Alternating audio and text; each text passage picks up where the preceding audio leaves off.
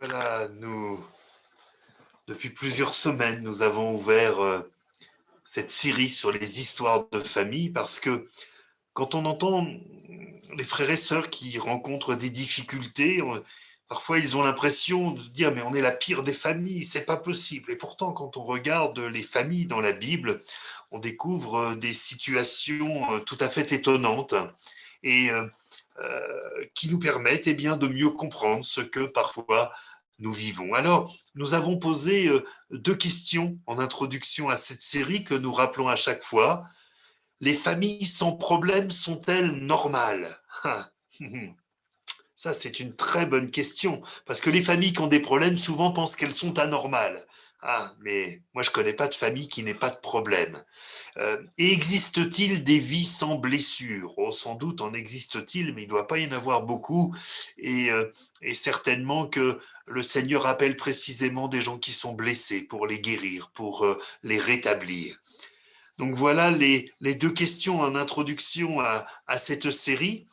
Et aujourd'hui, nous allons nous intéresser à un sujet particulier. C'est une question, c'est Rachel ou Léa? Rachel ou Léa? Alors nous lisons dans le livre de la Genèse au chapitre 29 à partir du verset 10. Lorsque Jacob vit Rachel, fille de Laban, frère de sa mère, et le troupeau de Laban, frère de sa mère, il s'approcha, roula la pierre de dessus l'ouverture du puits et abreuva le troupeau de Laban, frère de sa mère. Et Jacob donna un baiser à Rachel, il éleva la voix et pleura. Jacob apprit à Rachel qu'il était parent de son père, qu'il était fils de Rebecca, et elle courut l'annoncer à son père. Diapo suivante. Dès que Laban eut entendu parler de Jacob, fils de sa sœur, il courut au-devant de lui, il le prit dans ses bras et l'embrassa, et il le fit venir dans sa maison. Jacob raconta à Laban toutes ces choses, et Laban lui dit, certainement, tu es mon os et ma chair. Jacob demeura 1 mois chez Laban, puis Laban dit à Jacob, parce que tu es mon parent, me serviras-tu pour rien? Dis-moi quel sera ton salaire. Or, Laban avait 2 filles. L'aînée s'appelait Léa et la cadette Rachel. Léa avait les yeux délicats, c'est-à-dire qu'elle était myope, mais Rachel était belle de taille et belle de figure. Dans le livre de la Genèse, au chapitre 28, au verset 1er, nous découvrons l'objectif qui a fait que Jacob est venu chez tonton, chez Laban. Euh, voilà, Isaac appela Jacob, donc le papa de Jacob appela son fils, le bénit et lui donna cet ordre, tu ne prendras pas une femme parmi les filles de Canaan, lève-toi, va à Padan-Aram, à la maison de Bethuel, père de ta mère, et prends-y une femme d'entre les filles de Laban, frère de ta mère. Amen. Donc l'objectif est clairement déterminé. Jacob arrive chez Laban, à Padan-Aram, pour trouver une femme, parmi donc les filles de son oncle, donc pour épouser une de ses cousines. C'est comme ça que ça se faisait à l'époque. À peine arrive-t-il à destination qu'il fait la connaissance de Rachel. Rachel arrive avec les troupeaux, elle est bergère, et puis c'est une petite jeune fille mignonne comme tout, belle de taille et belle de figure, donc ça ne gâte rien. Et là, Jacob a le coup de foudre. Voilà. Et du coup de ce coup de foudre, eh bien, Jacob est troublé. Jacob est troublé et il ne cherche pas la face de Dieu. Il ne cherche pas à comprendre les choses spirituellement, je dirais même plus, il essaie de trouver une explication spirituelle à ce qu'il arrange. Rachel est vive et jolie, C'est l'image d'une épouse qui saura s'occuper des brebis, d'une épouse qui, dans la pensée de l'épouse de Christ, saura prendre en charge les brebis. C'est étonnant comme on sait trouver des explications spirituelles pour justifier une situation qui nous arrange. Quant à Léa, elle est nettement moins jolie. Elle, on ne dit pas qu'elle est belle de taille ou belle de figure. Et si on ne le dit pas, c'est qu'il y a sans doute une raison. Et puis, elle a un souci, c'est qu'effectivement, elle a un problème de vision, elle est myope. Et ce n'est pas une petite chose parce qu'à cette époque-là, vous comprenez bien qu'il n'y avait pas de lunettes. Donc, ça ne pouvait pas être quelque chose qui pouvait être corrigé. Et si on fait une application pseudo-spirituelle, on dit mais c'est une épouse qui n'aurait pas de vision. C'est une épouse qui ne conviendrait pas parce qu'elle ne peut pas surveiller les brebis. C'est une épouse qui ne peut pas avoir cette fonction-là. Bon, il est vrai qu'on peut comprendre Jacob. Entre une épouse qui est jolie fille et en bonne santé et une qui est moins jolie et qui a un problème de santé, c'est vrai que humainement, on peut comprendre ce choix. Il se trouve qu'en plus, les choses s'arrangent bien avec beau papa. On peut lire dans Genèse chapitre 29 au verset 18. Jacob aimait Rachel et il dit je te servirai 7 ans pour Rachel, ta fille cadette. Et Laban dit j'aime mieux te la donner que la donner à un autre homme, reste chez moi. Ainsi Jacob servit 7 années pour Rachel et elle fut à ses yeux comme quelques jours parce qu'il l'aimait. Apparemment, tout va pour le mieux. Jacob est amoureux, Rachel, eh bien, son papa est d'accord pour lui donner, les relations avec la belle famille sont au beau fixe, c'est important quand même que les relations aillent bien avec la belle famille, l'amour donne de la patience, jusque-là, tout va bien. Et puis au bout de 7 ans vient le temps du mariage. Nous lisons dans Genèse au chapitre 29, au verset 21. Ensuite, Jacob dit à Laban, donne-moi ma femme, car mon temps est accompli, et j'irai vers elle. Laban réunit tous les gens du lieu et fit un festin. Le soir, il prit Léa, sa fille, et l'amena vers Jacob qui s'approcha d'elle. Et Laban donna pour servante à Léa, sa fille Zilpa, sa servante. Le lendemain matin, voilà que c'était Léa. Passe à la page suivante. N'est-ce pas pour Rachel que j'ai servi chez toi? Pourquoi m'as-tu trompé? Laban dit, ce n'est point la coutume dans ce lieu de donner la cadette avant l'aînée. Achève la semaine avec celle-ci, nous te donnerons aussi l'autre pour le service que tu feras encore chez moi pendant 7 nouvelles années. Jacob fit ainsi, et il acheva la semaine avec Léa, puis Laban lui donna pour femme Rachel, sa fille. Amen. Alors nous pouvons imaginer que pendant le mariage, sans doute, l'épouse était voilée, donc méconnaissable, mais on imagine la surprise au petit déjeuner le lendemain matin. C'est-à-dire que Jacob est convaincu d'avoir épousé Rachel et il s'attend à trouver Rachel à ses côtés le matin. Et il se trouve que c'est Léa. Vous imaginez la déception.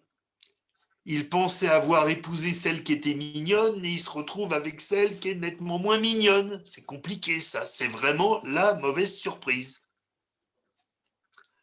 Vous allez me dire ça risque pas de nous arriver. À notre époque, on ne se marie plus voilé. A priori, on épouse la personne qu'on a choisie, pourvu que ça soit celle que le Seigneur a choisie. Mais parfois, le lendemain du mariage, il y a du changement. Oh, le lendemain, c'est pas forcément juste le lendemain. Avant le mariage, la jeune fille était coquette, puis après, elle ne se soigne plus. Avant le mariage, le jeune homme était un gentleman, et il devient un grossier personnage. Et il n'y a plus aucun rapport entre la personne dont on est tombé amoureux ou amoureuse et la personne avec laquelle on est marié. Le lendemain matin, voilà que c'était Léa. Un mariage, ça doit se faire dans la vérité, mes frères et sœurs, hein. Et celui que l'on est avant, on doit l'être après. Au pire, si on change, il faut que l'on progresse avec le Seigneur. Mais on ne peut pas être charmant un temps et désagréable ensuite. Bon, on peut aussi être désagréable tout le temps, vous me direz, mais ce n'est pas forcément l'objectif que le Seigneur nous donne. Mais quelle était la volonté de Dieu dans cette affaire, dites-moi. À aucun moment, Jacob ne cherche la volonté de Dieu. Il y a deux sœurs qui, sur le papier, répondent à l'objectif de son voyage. Elles sont toutes les deux filles de Laban. Mais nous voyons que Jacob va plutôt écouter ses sentiments, il va même écouter ses yeux, il va écouter sa chair plutôt que chercher à comprendre quelle est la volonté de Dieu.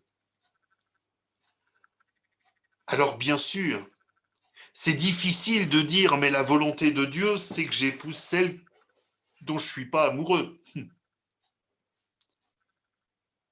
Encore peut-on demander au Seigneur de nous donner des sentiments pour celle qu'il veut que nous épousions, ou pour celui, mesdemoiselles, bien entendu. Mais comment savoir laquelle était véritablement celle que Dieu voulait pour Jacob? Il y a des signes que Dieu va donner ensuite pour montrer réellement quel est le cœur de Rachel et quel est le cœur de Léa. Léa va commencer par avoir 4 fils. Et au travers des prénoms de ses fils, eh bien, on va découvrir quel est le cœur de Léa. Le premier de ses fils, c'est Ruben.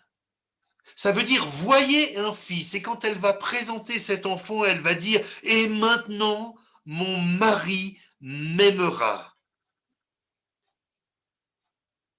En Ruben, Léa est l'épouse qui cherche l'amour de l'époux.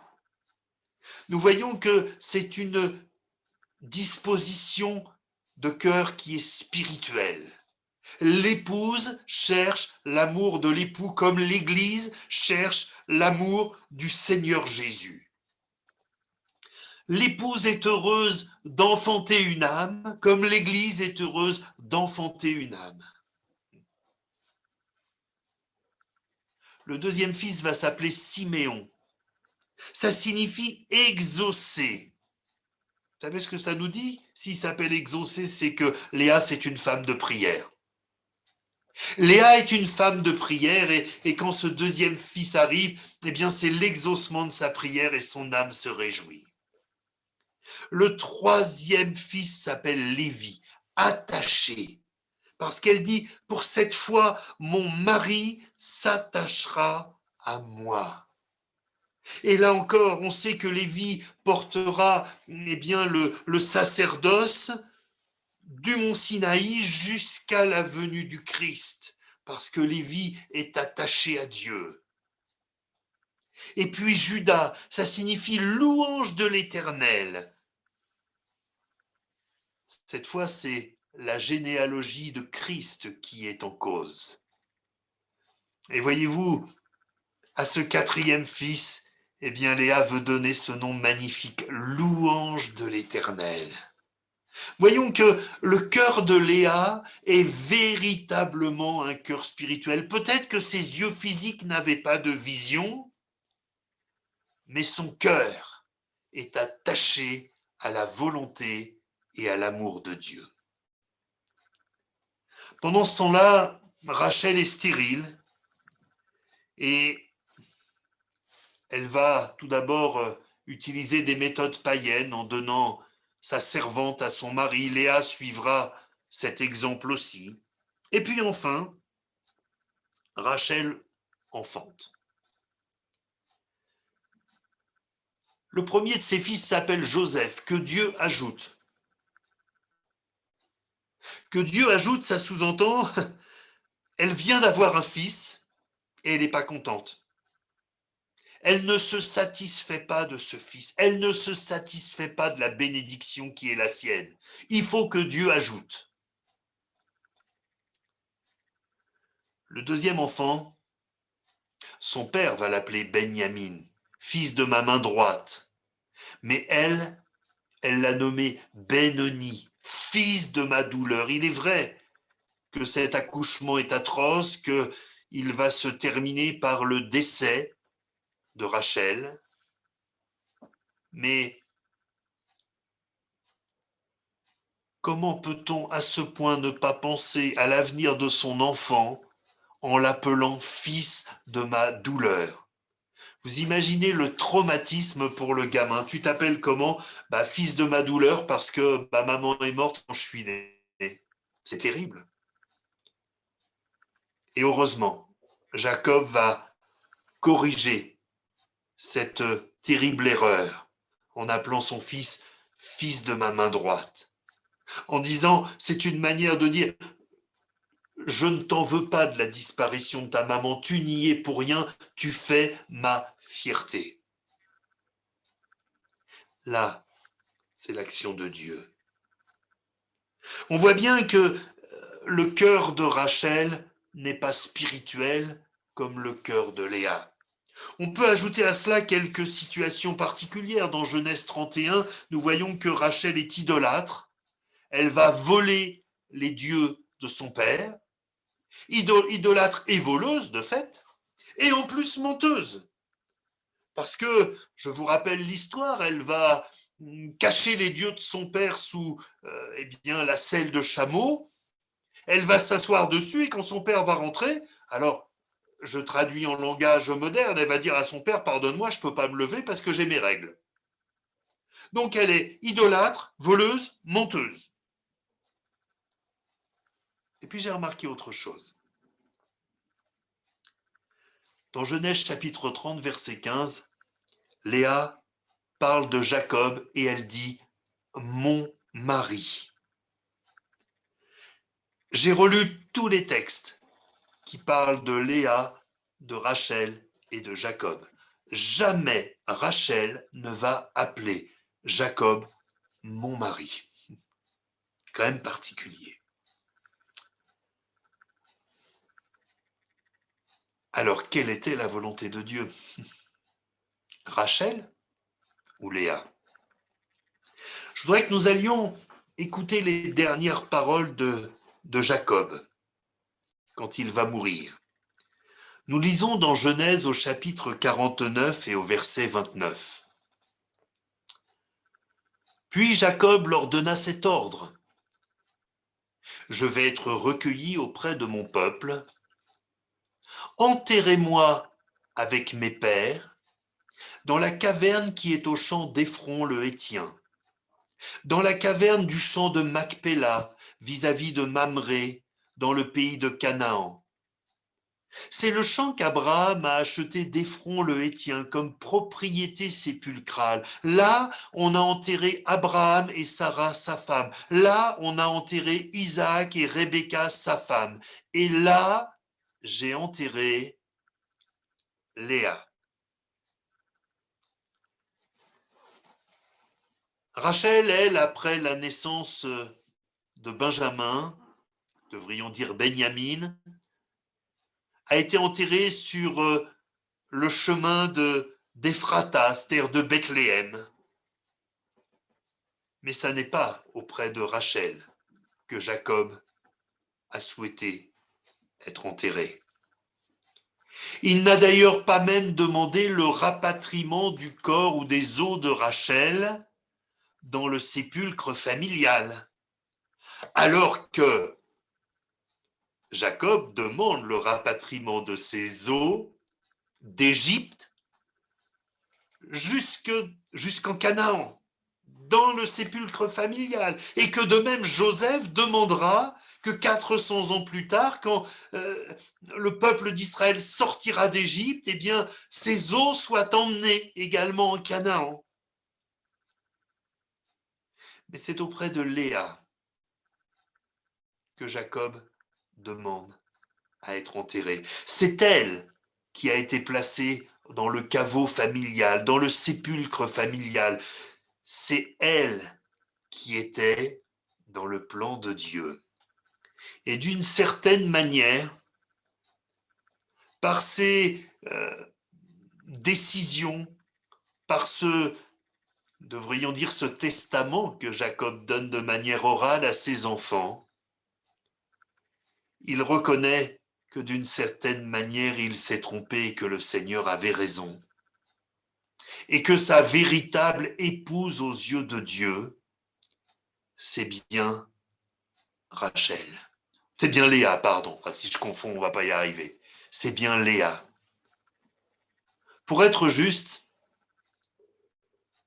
je dirais toutefois que Joseph, fils de Rachel, a sauvé sa famille et est l'image du Seigneur Jésus qui sauve le monde, démontrant que même dans nos erreurs, il y a toujours la grâce de Dieu. Pour que Israël existe, pour qu'il y ait 12 tribus, Dieu s'est servi essentiellement de Léa, mais aussi de Rachel. Le Seigneur utilise aussi nos erreurs pour produire de bonnes choses. Ce n'est pas une raison pour commettre plus d'erreurs.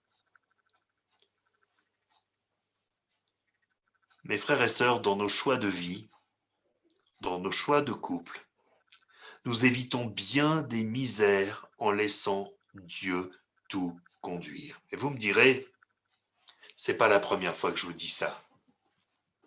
Peut-être même quelques-uns se sont dit ce matin, oh non, il nous parle encore d'histoire de famille, il nous parle encore de couple, il nous parle encore de mariage, mais n'a-t-il que cela à prêcher? Je vous rassure, j'ai plein d'autres sujets. Cependant, il me semble que quand il y a une maladie qui atteint un corps, on applique le traitement jusqu'à la guérison. Et vous le savez, mes frères et sœurs, de nombreux couples dans notre Église sont en souffrance pour avoir fait de mauvais choix.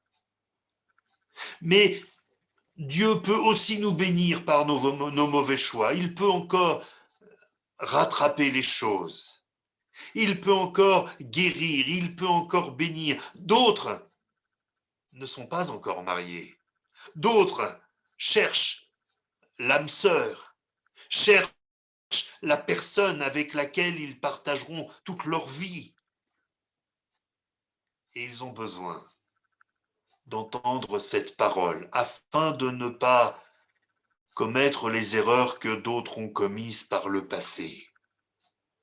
Alors mes frères et sœurs, bien sûr qu'on comprend que quand un jeune homme voit une jolie jeune fille passer, il est plus attiré que si elle est un petit peu moins jolie.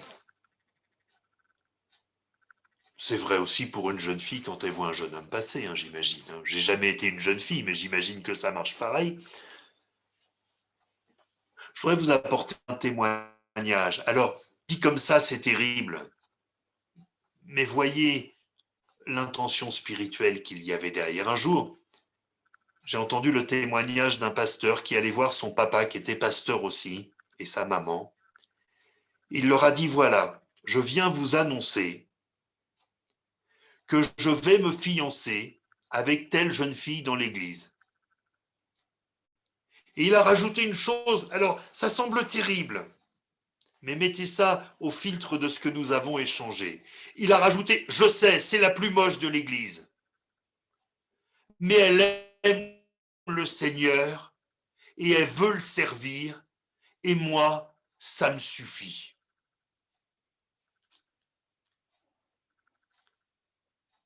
Alors moi, je bénis Dieu. J'ai eu à la fois la plus belle et en plus, elle voulait servir le Seigneur. Moi, je Je suis doublement béni. Merci Seigneur. Mais comprenons, mes frères et sœurs, que ça n'est pas ce que nos yeux voient qui compte, parce que le Seigneur regarde au cœur. Et pour ce qui est de nos couples, le Seigneur veut encore regarder au cœur. Alors que le Seigneur nous bénisse, qu'il bénisse nos jeunes, qu'il bénisse nos ados. Ah oui, nos ados, ils commencent à regarder autour ce qui se fait, hein. Qu'il leur donne de réaliser où sont ses priorités, afin qu'ils soient heureux. Que le Seigneur nous bénisse, mes frères et sœurs. Prions quelques instants ensemble. Seigneur notre Dieu, je te loue pour ton Église de Montauban, pour nos frères et sœurs, pour nos couples, Seigneur mon Dieu. Merci pour ceux qui vont bien, et merci de ce que tu fais pour ceux qui vont moins bien. Seigneur, je te prie pour nos jeunes qui aspirent au mariage, qui aspirent à rencontrer l'âme sœur, Seigneur, afin que tu les diriges, ô Dieu, que tu les diriges et que tu leur donnes de comprendre où est ta volonté, celle qui est bonne, agréable et parfaite. Merci de les éclairer et de les bénir au nom de Jésus-Christ. Amen. Amen.